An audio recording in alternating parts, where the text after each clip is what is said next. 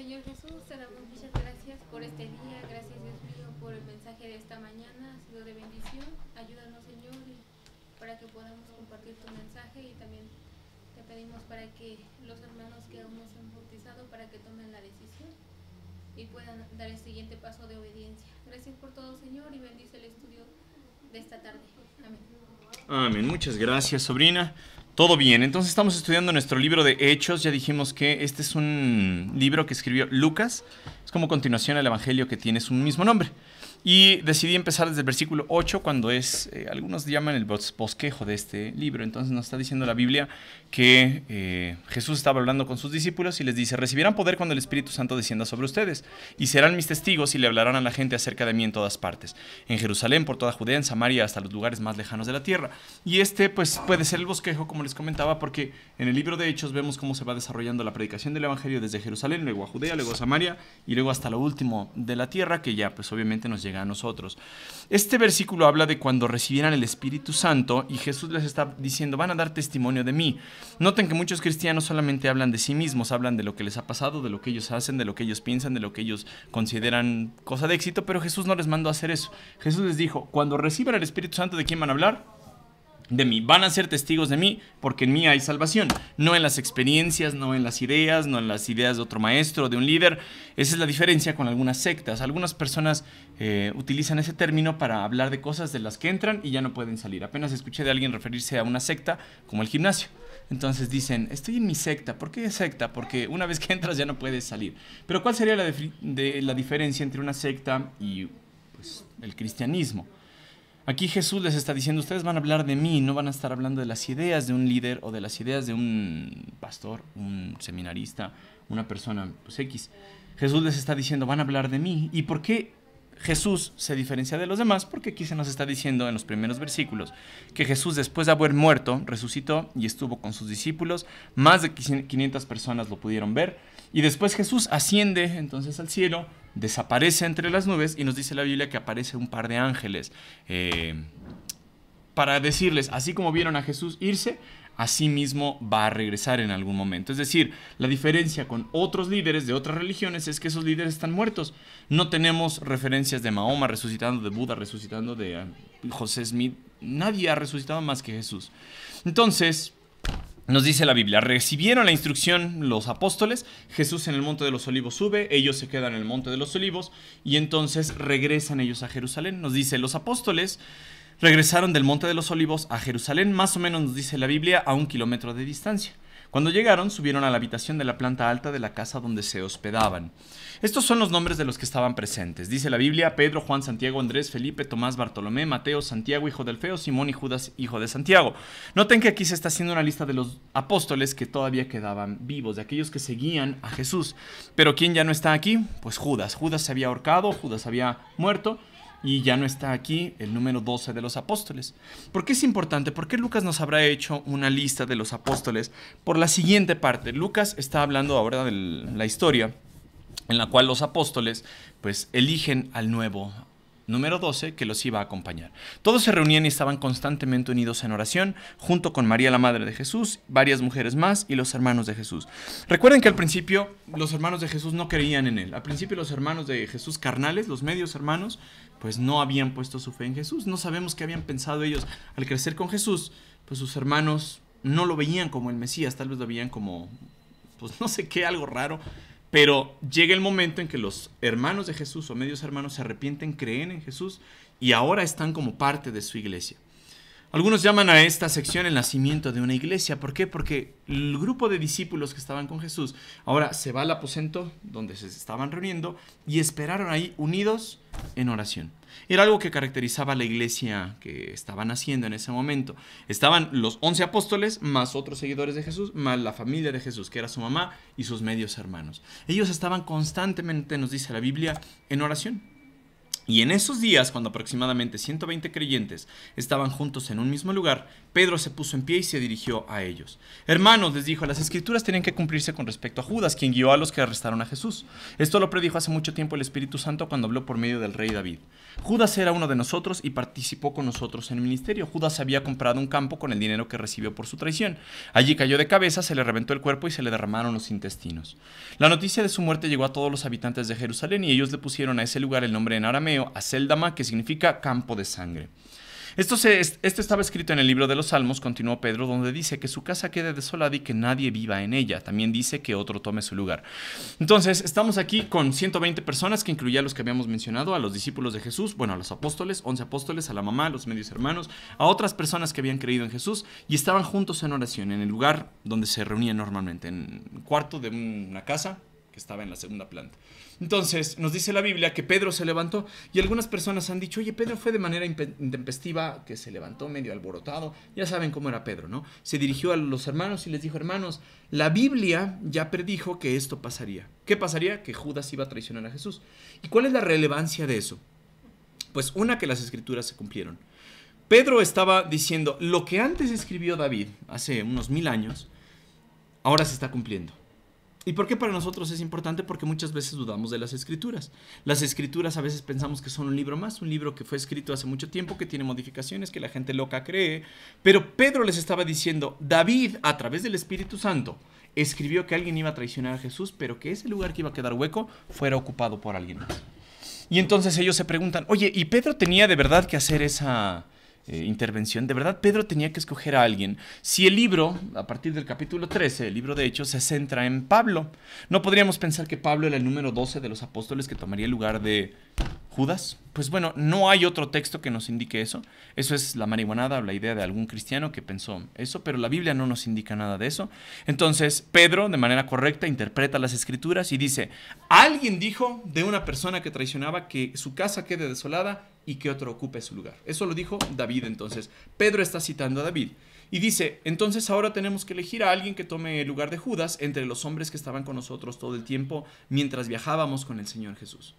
Hemos dicho muchas veces que hay personas en la actualidad que se hacen llamar apóstoles. ¿Por qué no creemos en esos apóstoles? Porque no anduvieron con Jesús. Aquí Pedro está hablando de personas que anduvieron con Jesús. Los sordos tienen la forma de decir, Jesús estaba aquí y siempre estas personas iban con Jesús. Entonces, donde estaba Jesús, los apóstoles lo acompañaban. Fueron testigos de lo que Jesús hacía. Estaban viendo lo que él hacía, pero aparte recibieron la instrucción de Jesús directamente de testificar acerca de él. Entonces Pedro les dice, ahora tenemos que elegir entre las personas que estaban con nosotros desde el principio, desde el día en que Juan lo bautizó hasta el día en que fue tomado entre nosotros, el que salga elegido se unirá a nosotros como testigo de la resurrección de Jesús. Pedro les está diciendo, éramos 12, uno traicionó a Jesús, entonces necesitamos a alguien que ocupe su lugar. Pero no va a ser cualquier gañaño unflón que pensemos, sino que debe tener ciertas características. ¿Cuáles son esas características? Aquí se nos dice. Desde el día en que Juan bautizó a Jesús, Juan el Bautista bautizó a Jesús, hasta el día en que fue tomado y fue llevado hacia el cielo, es decir, cuando estaba en el Monte de los Olivos y Jesús ascendió después de haber resucitado, hasta ese momento, en todo ese periodo, necesitamos a alguien que haya sido testigo de Jesús, alguien que haya contemplado a Jesús, alguien que sea, vamos a decirlo así, un hombre de Dios. Mientras se trate de un hombre de Dios, saben que anduvo con Jesús, conoció a Jesús, vio lo que Jesús hacía y creyó en él. Mucha gente anduvo con Jesús, pero ¿qué después hizo? Se apartó y le dio la espalda a Jesús. Y eso puede pasar hoy en día. Gente que dice conocer a Jesús, pero al final decide darle la espalda. ¿Eso se podrá entre cristianos? ¿Eso se podrá entre gente que dice que conoce a Dios? Sí. Pero Pedro les dijo, necesitamos a alguien que sea fiel, que haya estado con nosotros desde el principio y que se una a nosotros ¿en qué? En el testimonio o en dar testimonio de la resurrección de Jesús. No va a hablar de sus ideas, no va a hablar de lo que él piensa, no va a hablar de lo que a él se le ocurra, no va a seducir a la gente para que le dé dinero. ¿De qué va a hablar este nuevo apóstol? De Jesús. Y esa es una aplicación que nosotros podemos tomar hoy en día. La iglesia cristiana, ¿para qué está? La iglesia cristiana está para ser amigos, para hacer novios, para sacar dinero. ¿Para qué está la iglesia cristiana? ¿Para dar testimonio de qué? ¿De lo que tenemos, de lo que hacemos, de lo que nosotros somos? No, aquí simplemente se nos dice, la persona que ande con Jesús va a dar testimonio de Jesús. La persona que quiera guiar a otros amigos, a otras amistades, a otros familiares, ¿hacia qué los va a guiar? Hacia poner los ojos en Jesús. Pedro les está diciendo eso, necesitamos a alguien que dé testimonio. Así que propusieron a 2 hombres, a José, a quien llamaban Barsabás, también conocido como Justo, y a Matías. Entonces, de entre todos los hombres que estaban ahí reunidos, la gente pudo identificar, mira, alguien que estuvo con Jesús desde el principio de su ministerio hasta que terminó su ministerio, es decir, pasó por la muerte de Jesús, por el ministerio de Jesús, por la resurrección de Jesús y por el tiempo que Jesús estuvo resucitado, desde todo su bautizo, así, todo ese tiempo, hay 2 hombres que cumplen con esto. ¿Quiénes son? Barsabás y Matías. Y luego se nos dice algo interesante. Después, todos ellos oraron. Hay decisiones que tenemos que tomar en la vida. Hay decisiones en las que ni siquiera le pedimos la opinión a Dios. Hay decisiones en las que, bueno, esto a mí me parece bien, Señor, lo voy a hacer con o sin tu bendición, y lo hacemos. Pedro estaba consciente de lo que tenían que hacer. Estaban eligiendo a un apóstol. ¿Y quién iba a guiar eso? Pues Dios, por lo tanto, tenían que orar. Nosotros en nuestra vida tenemos un montón de decisiones. Dios, ¿qué voy a estudiar? ¿Con quién me voy a casar? ¿A dónde voy a ir? ¿Qué casa me voy a comprar? ¿Voy a viajar? ¿Qué hago con mi dinero? ¿Qué hago con mi familia? ¿Dónde me establezco? Un montón de decisiones. ¿Y cómo podemos saber la respuesta? Muchas veces no hay respuesta. Muchas veces la Biblia no nos va a mostrar, mira, te tienes que casar con tal persona, tienes que ir a tal escuela, tienes que poner tu trabajo en tal ciudad. No. Simplemente tenemos que seguir los principios de la Biblia. Ahí nos dice, de por sí el grupo de creyentes estaba en oración y volvieron a orar para encontrar la voluntad de Dios. Pero después hace algo bien interesante este grupo de personas.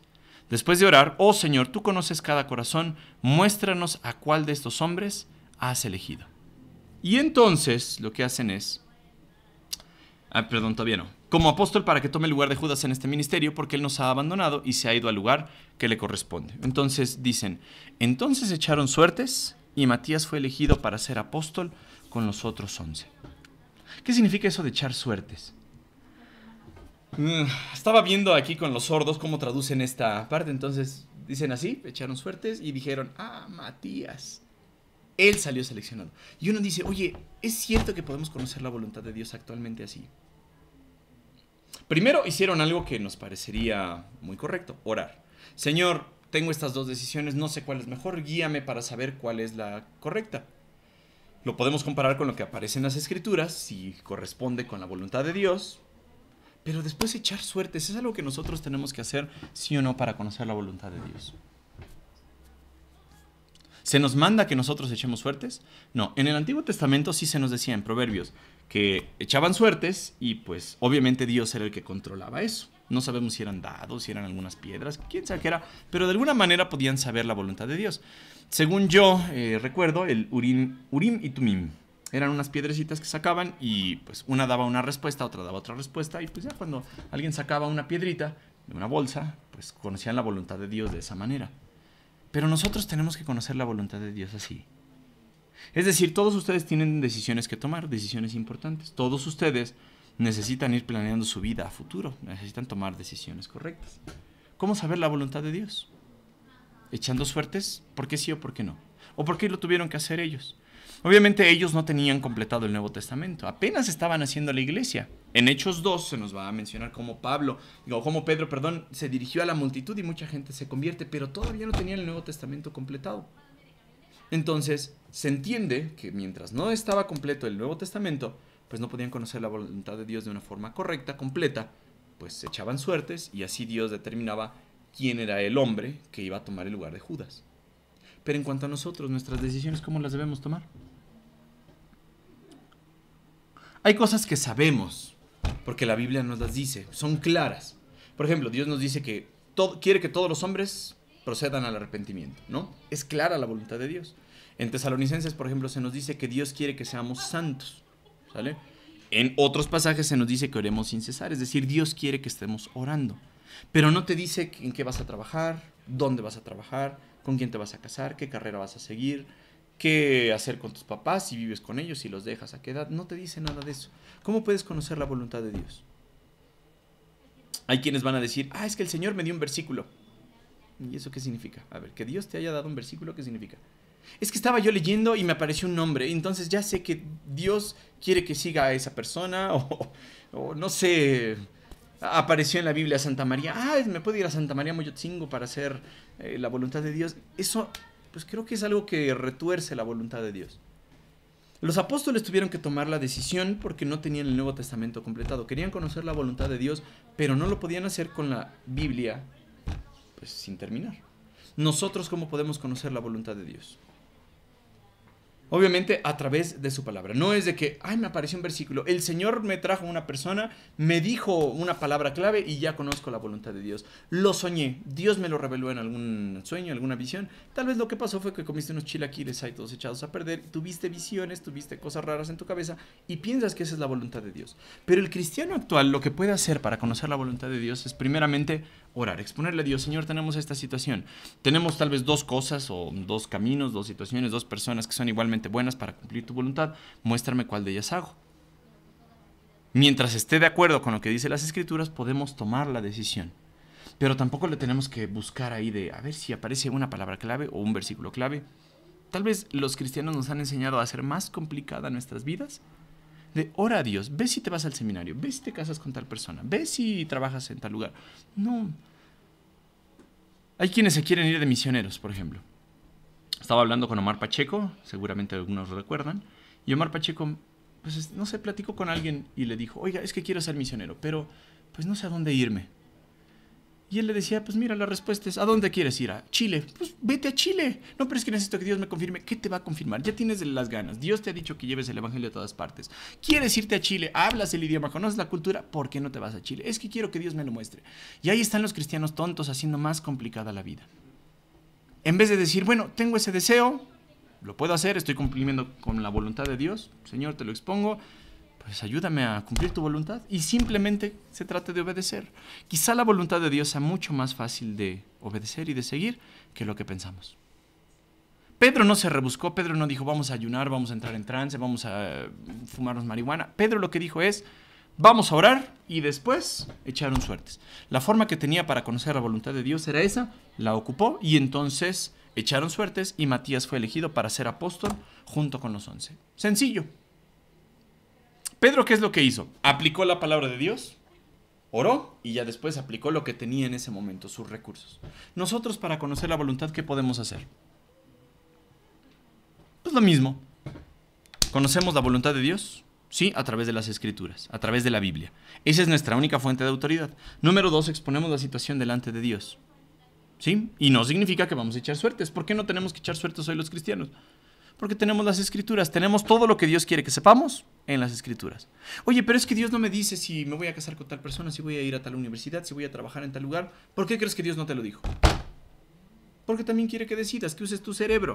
Mucha gente piensa que el ser cristiano es sinónimo de ser tontos. Y la realidad es que sí, muchos cristianos son unos gaznápiros. O bueno, somos unos gaznápiros o actuamos como gaznápiros, ¿sí o no? ¿Han conocido cristianos tontos? Sí, la iglesia está llena de esos. ¿O no? Sí. Nos complicamos la vida, pero lo que Dios quiere es mejor estudiamos su palabra, conocemos su voluntad, lo ponemos en oración y entonces podemos nosotros tomar una decisión correcta. ¿Habrá áreas que estén difíciles de tomar la decisión? Sí, pero no significa ser cristiano complicarte más la vida. Yo creo que eso es lo que Dios no quiere que hagamos. Entonces, la próxima vez que ustedes estén por tomar una decisión difícil, una decisión pues que cambie sus vidas, tal vez hacerla más fácil, excepto Mau que quiere echar suertes. Mau si quiere seguir echando, no vaya a jugar la ouija después, Mau. Estar ahí, ¿a dónde me tengo que ir de misionera? ¿Con quién me tengo que casar? ¿A qué universidad tengo que ir? ¿Sale? Entonces, eso es lo que hicieron los apóstoles sin complicarse la vida. ¿Fácil o difícil? Pues fácil. ¿Sale? Seguiremos con nuestro estudio, primero Dios, la siguiente semana de Hechos capítulo 2. ¿Cómo nace la iglesia? Areli, ¿nos despides en oración, por favor? Señor, gracias por tu palabra, gracias por esta clase, porque podemos comprender tu voluntad hacia nosotros. Es cierto que a veces complicamos todo y lo volvemos difícil, pero Señor, pedimos de tu ayuda y de tu dirección en todo momento. Gracias te damos en el nombre de Jesús. Amén. Amén. Muy bien, pues vámonos de pinta.